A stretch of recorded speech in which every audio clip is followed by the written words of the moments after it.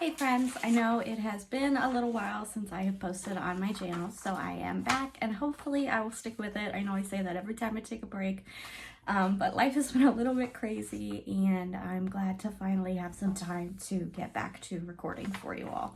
So today's video is going to be about 3M tape. So this is my giant roll. You can see it's quite large, of the 467 MP 3M adhesive. So it's basically a double-sided sticky tape. There are a couple different kinds. I see recommended for lasers is usually the 467 and the 300 LSE. I'm not an expert on these at all. I just use this because it was recommended by quite a few people in the laser groups I'm a part of.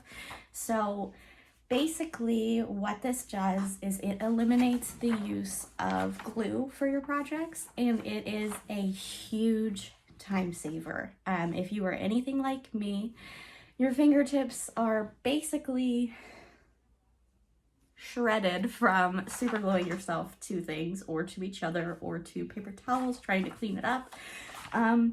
It doesn't go well for me. I'm a very messy maker, and when I use liquid glue, it doesn't end well. It either slides around my project or I get myself stuck to things. It's not my cup of tea. So the 3M tape makes everything so much easier and so much more efficient. I know that it's a little bit pricey.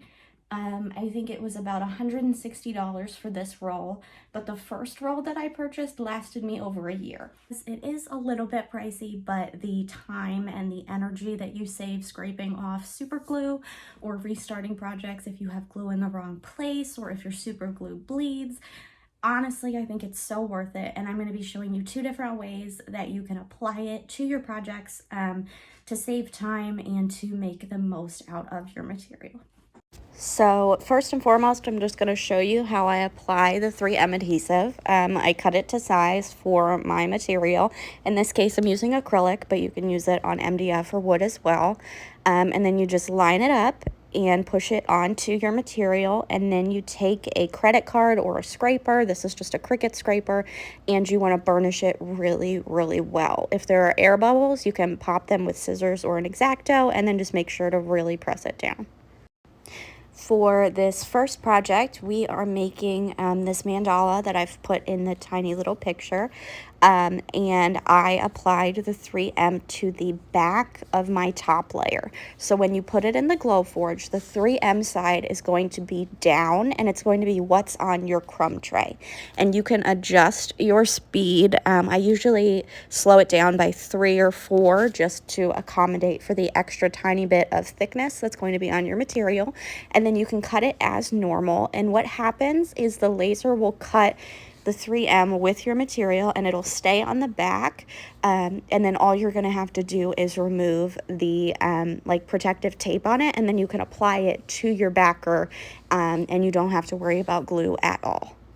So for demonstration purposes, I'm doing 2 of these cute little mandalas. These are double layered, so I'm cutting a backer piece that is the same size and shape as the top piece, but it doesn't have any of those intricate cutouts. So it's called a die cut backer, and what will happen is I can line it up perfectly with the top layer and the edges will match up. So for this, I'm not applying any 3M to it. I'm just cutting my material as normal. Once I have all of my pieces cut out, I'll go to a flat surface, and then I'm going to take my top layer and remove the protective backer from the tape so that the sticky residue is exposed. And I place that off to the side and remove any of the protective masking that's on my backer. And then what I'm going to do is to line up the 2 pieces together, making sure that the edges are flush. And then I'm going to press down to adhere the adhesive to that backer. So then you can see that the edges line up perfectly because it's the exact same shape. It just doesn't have those cutouts. And then I'm just going to remove the masking from the top. This is always the hardest part, which is so silly because it's like, in theory, the easiest part. But I'm just going to speed up this part for you.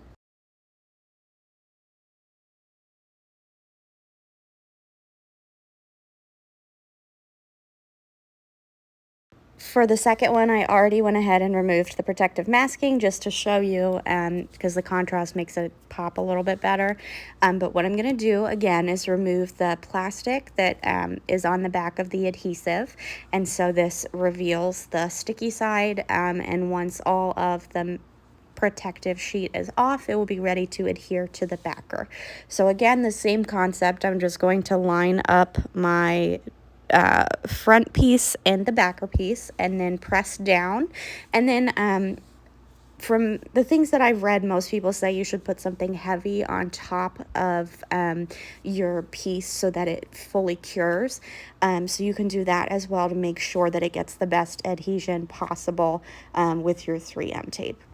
So here I am just lining up those pieces, blowing away any extra tape pieces with my canned air, and then just assembling this mandala the same way I did the first by matching up the edges as closely as possible. And so the reason that we put the 3M tape on the back of the top piece and not on the top of the back piece is because where those white pieces show through, you don't want any sticky residue. So you only want the sticky part on the black so you can press it down. There are projects where you will have the entire top layer flush with the back layer, so that's when it's appropriate to put the 3M on the top of your backer piece. So I'm going to show you that with these unicorns.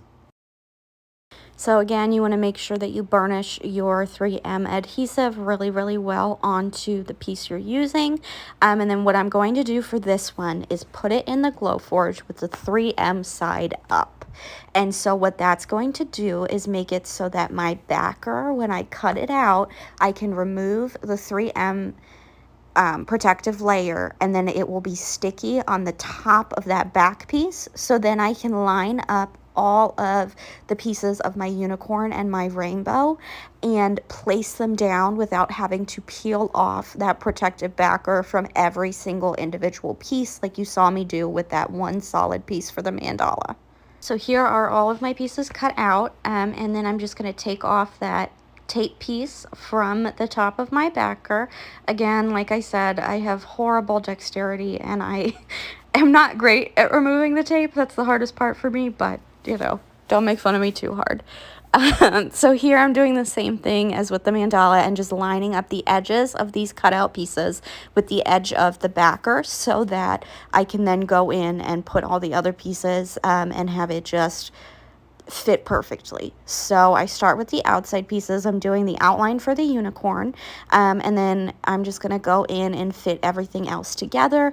The rainbow fits perfectly between the cloud and the unicorn outline, and because the back is sticky, I don't have to worry about removing tape from each individual piece here, because as you can see on the unicorn itself, there are some small pieces, and it can be quite frustrating to have to remove the plastic from each and every one so that you can have the sticky side exposed.